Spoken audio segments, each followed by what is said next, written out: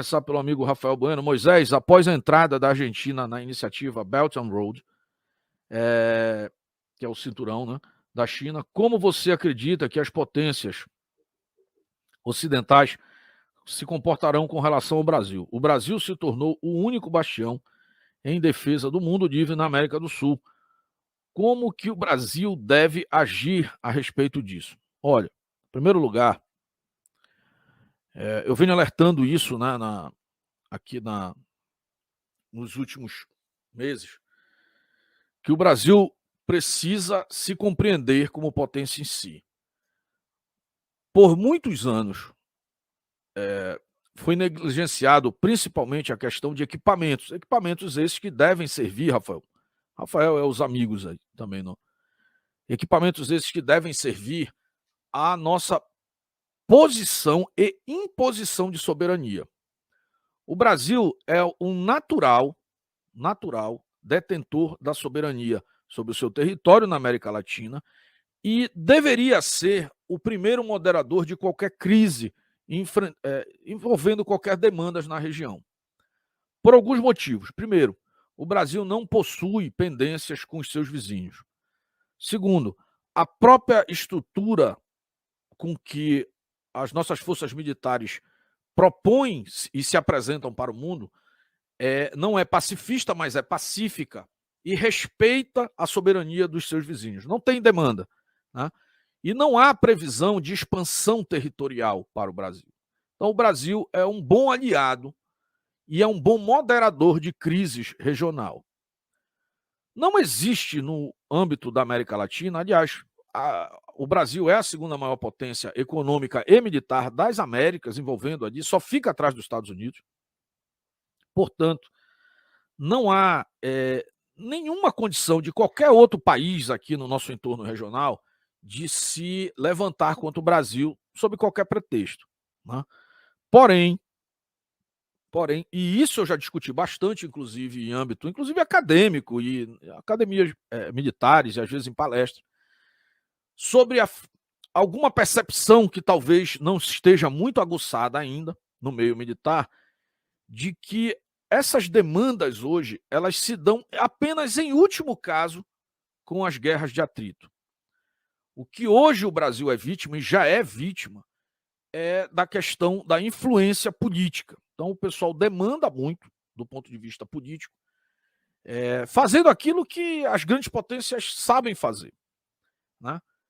Conquistar economizando, mas, em último caso, partindo aí, inclusive, para o enfraquecimento do que elas pretendem conquistar,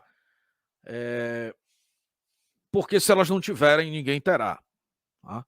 Então, onde é que está o problema hoje com relação a isso?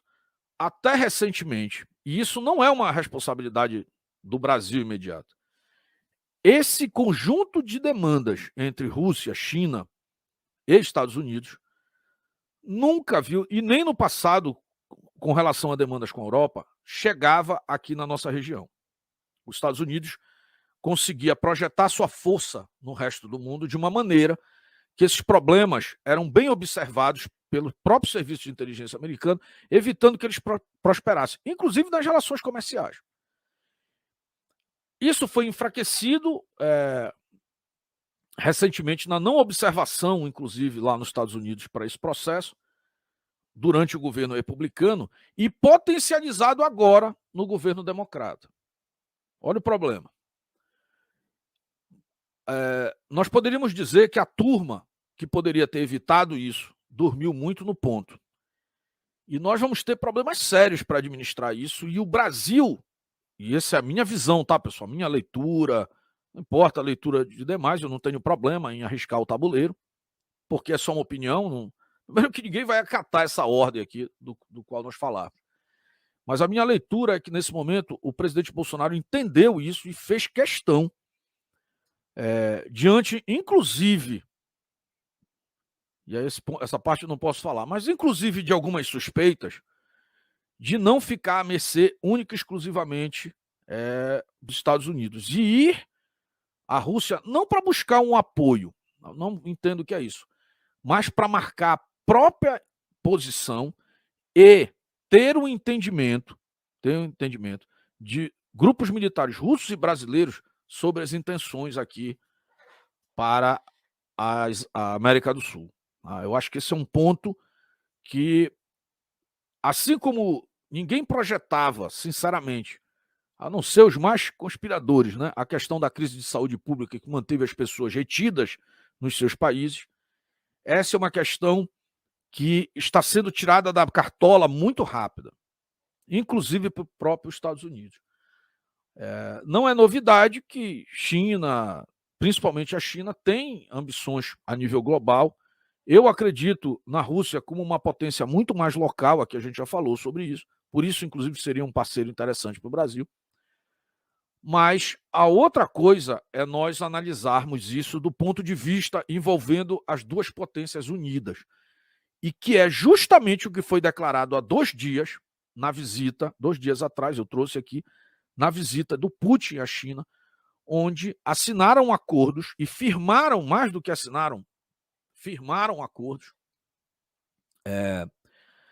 ilimitados no campo, incluindo defesa, energia, várias tecnologias, inclusive de inteligência artificial. E o maior problema que vai vir na sequência disso, que vai influenciar demais, isso está vindo muito rápido, pode ser a quebra do monopólio e controle econômico, algo que já era conversado nas reuniões dos BRICS lá em 2011. Em 2011 já se falava abertamente sobre a possibilidade. Para quem não sabe, se você faz a reunião só dos países dos BRICS, você tem praticamente 40% do mercado consumidor, 30% ou 40% do mercado consumidor mundial. Eu não lembro agora a faixa de PIB. E tudo isso passa por um eixo central, o controle dos bancos centrais mundiais e tudo mais. E isso poderia ser relativizado para trocas comerciais entre membros dos BRICS e, posteriormente, com uma ideia já concretizada, já em pleno funcionamento, dos bancos dos BRICS administrando fundos depositados por esses países membros e aqueles que aderissem para trocas comerciais, inclusive de produtos que hoje precisam passar pela paridade do dólar. Você eliminaria isso. Isso despencaria a moeda americana. Isso é capaz de provocar um grande colapso financeiro que leve os países a saírem do campo da diplomacia para disputar no muque, pessoal, disputar na força. Tá? Eu costumo dizer aqui que existe uma sensação, principalmente aqui no Brasil, de que o mundo é um lugar pacífico, tranquilo, calmo, e a gente que trabalha com isso há muitos anos sabe que, pelo menos eu não lembro, de 30 anos para cá, de momentos onde o mundo não viveu entre 50 e 100 conflitos ao redor do planeta em andamento. Claro que são conflitos que vão desde micro disputas civis, né, locais, até entre países. Mas isso sempre é um ensaio por procuração de o esgotamento das demandas diplomáticas que podem desencadear um processo como esse, que nós estamos vendo nesse momento. Poxa, eu queria pedir para o pessoal ter tranquilidade ao ouvir isso, porque isso não é nenhum tipo de alarmismo, tá? É só uma análise. Eu estou vendo um tabuleiro se formar, né? Muitas das questões que eu trouxe, como essa demanda, por exemplo, essa influência aqui muito próximo à nossa região norte aqui do Brasil, envolvendo a Venezuela, a gente já fala disso há muito tempo, e não como um potencial da própria Venezuela em si, por exemplo, em criar situações com o Brasil. Mas eu tenho um exemplo até coloquial, né? Às vezes você pode ser o garoto fraquinho da escola, mas se de repente você começa a andar e se torna o teu melhor amigo, o fortão, meu amigo, você mudou o equilíbrio, né, dessa disputa aí local, né? Então não é diferente nesse caso. Então o desafio do presidente Bolsonaro é gigantesco. E eu acredito que esse desafio faz parte hoje da agenda pelo próprio secretismo, a falta de externar isso que os brasileiros estão tocando e pela própria missão que, no meu entendimento, é uma missão, se fosse meramente comercial,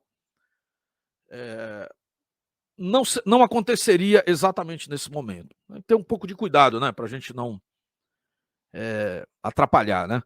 Então, eu só faço isso como análise, tá? Acho que eu até me estendi muito aí, Rafael. Acho que dá até outra análise aí, Rafael, né?